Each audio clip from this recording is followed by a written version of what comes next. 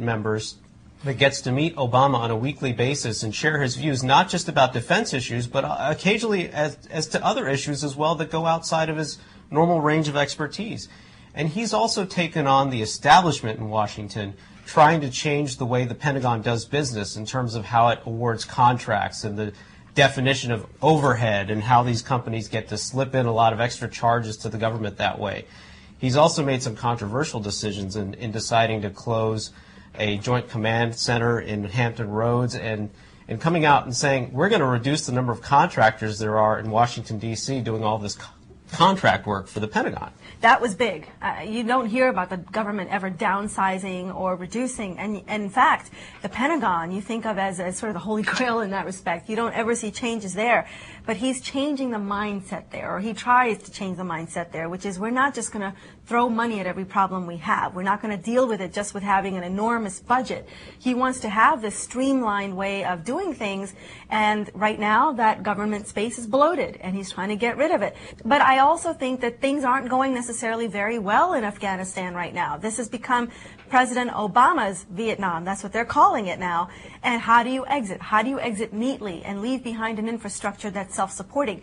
In Iraq, you might be able to claim some level of success, but in Afghanistan, that's very hard to do. So I just wonder if, Robert Gates is thinking, it's time for me to leave and just distance myself from everything that's about to come.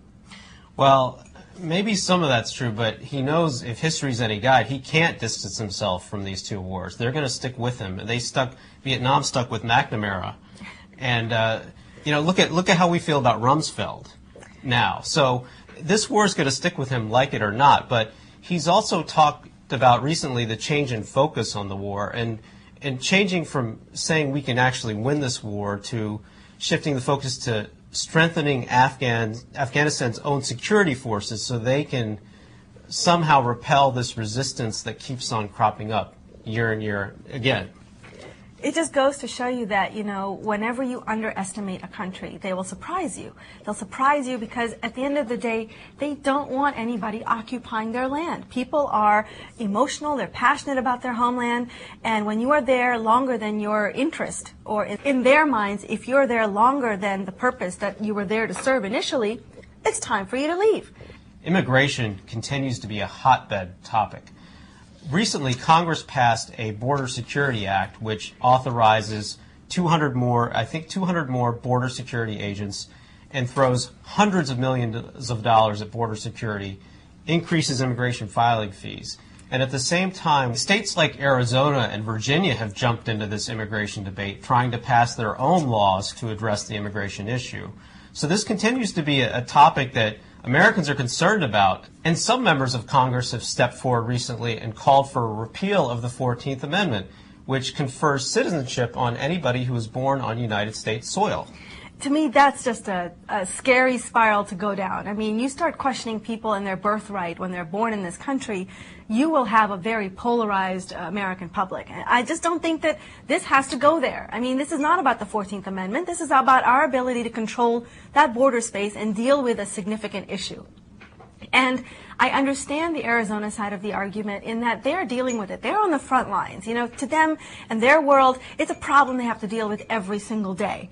And throwing money at the problem, throwing additional border security, okay, you might make a dent in the problem there, but you're not solving it at its roots.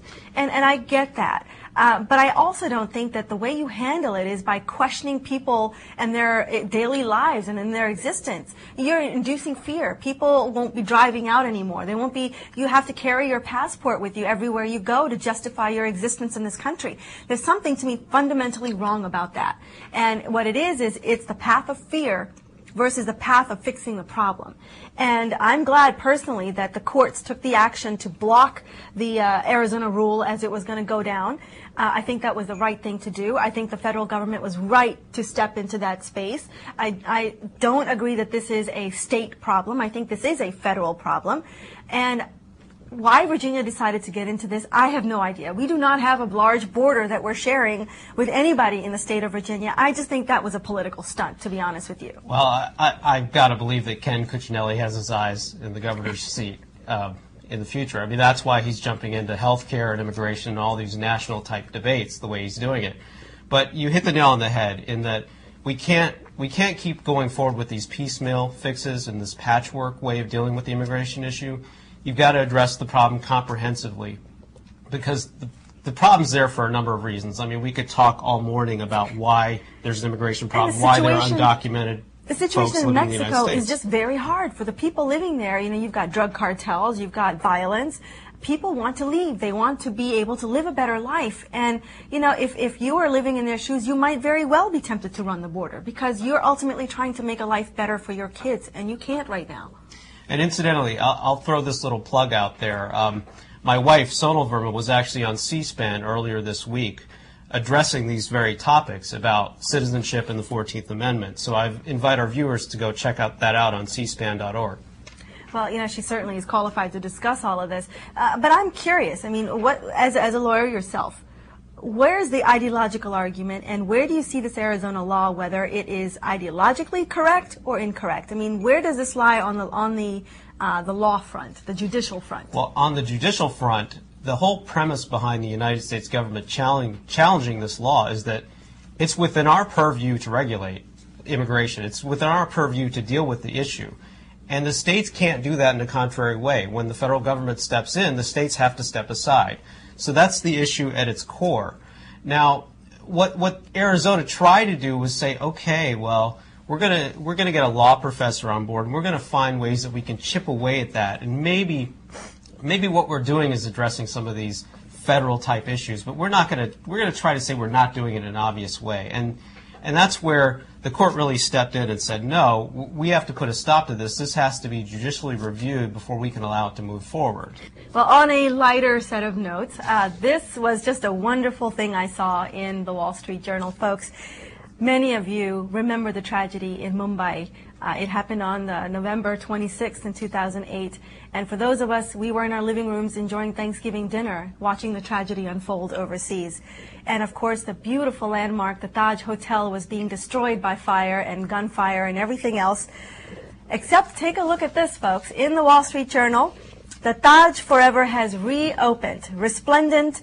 It is pleased to announce the much-awaited return of the palace. Mumbai is magnificently restored and joyfully reopened. To our wonderful guests and many dear friends around the world,